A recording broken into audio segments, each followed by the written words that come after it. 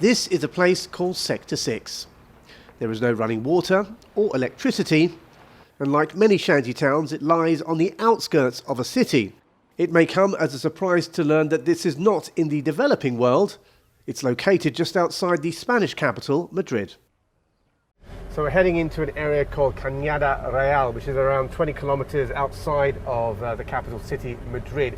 And it's one of the most deprived areas in Europe, and it's also one of the most dangerous. So we've had to take certain precautions for our safety. And hopefully we're going to talk to some people to find out what it's like to live in an area where extreme poverty is a normal part of one's daily life.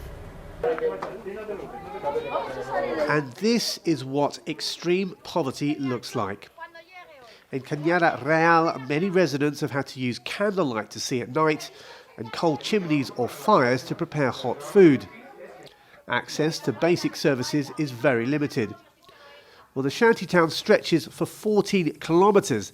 Now, both the electricity and running water in this area were cut by the regional government to prevent narco-traffickers from cultivating marijuana plantations.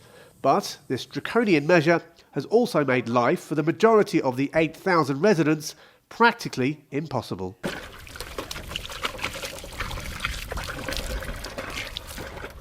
Miguel Maya has lived here for 11 years. His house was demolished by the regional authorities who claimed it was illegal. He now lives day to day and has to sleep in his van. Antes venía más gente por aquí. Antes de la pandemia, pues siempre había de la Cruz Roja, de Cáritas, venía de la Asociación Gitana, venía todo el mundo por aquí, pero ya desde que está la pandemia viene un poca gente, ¿sabes? El único que viene de vez en cuando es Conrado. Dime. Conrado Jiménez has been running the Madrina Fundación for nearly 2 decades. It's in the last 18 months, though, that he's seen a dramatic increase in the number of people who desperately rely on his donations. Bueno, en todo Madrid, ¿no? Y en toda España también la pobreza materno-infantil ha crecido muchísimo porque han perdido mucha gente de aquí que trabajaba, han perdido el trabajo. No han perdido la casa, pero ahora sí la van a perder porque realmente o se les realoja o ya no tienen casas, ¿no? Sobre todo en la zona más extrema. Con la pandemia y especialmente con el Filomena, lo que se ha notado es que la vulnerabilidad aquí es máxima y por tanto no solamente no tienen luz, no tienen agua y no tienen ni medios para poder sobrevivir, ¿no? Desgraciadamente hay una zona de la Cañada que está muy grave. According to the National Statistics Institute, the coronavirus pandemic has had a major impact on poverty levels in Spain, making it one of the worst affected countries in Europe. There was a steady reduction in severe material deprivation in the years before the pandemic.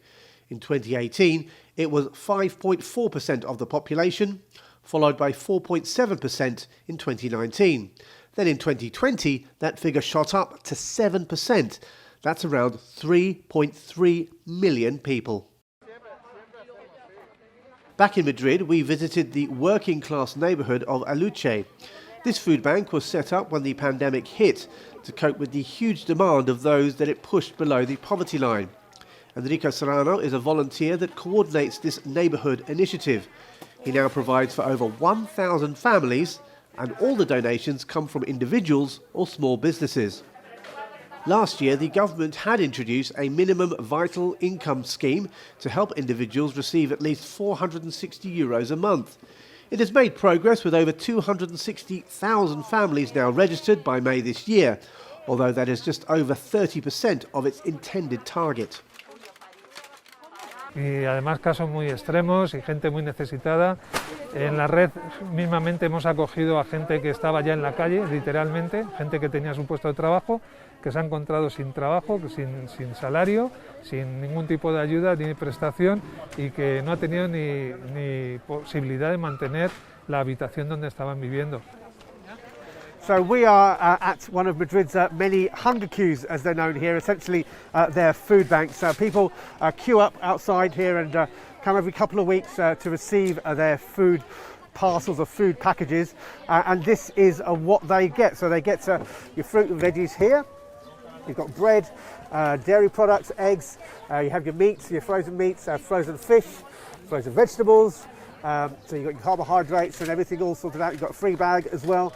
Now all of this, it looks quite substantial, but this is basically going to feed a family of 4 for 2 weeks. Cynthia Cordova was helped by the association. She now volunteers for them in return and would not have been able to survive without their assistance. Ha afectado muchísimo porque nosotros somos familia monoparental, pues como solo yo traigo a casa para mantener toda la casa, los gastos y todo, pues yo soy personal de riesgo de salud. Yo trabajaba como sociosanitario en instituciones con una empresa, con personas mayores.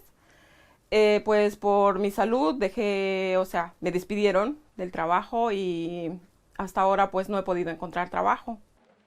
The pandemic has acted as a catalyst to provide record levels of severe poverty and material deprivation. The last 18 months have also seen the best side of humanity, with individuals like Conrado and neighbourhood initiatives trying to make up the shortfall. The government hopes that the economy will bounce back to pre-pandemic levels by next year, and has even spoken of increasing the minimum wage. For now, though, the priority for the people of Cañada Real is the here and now.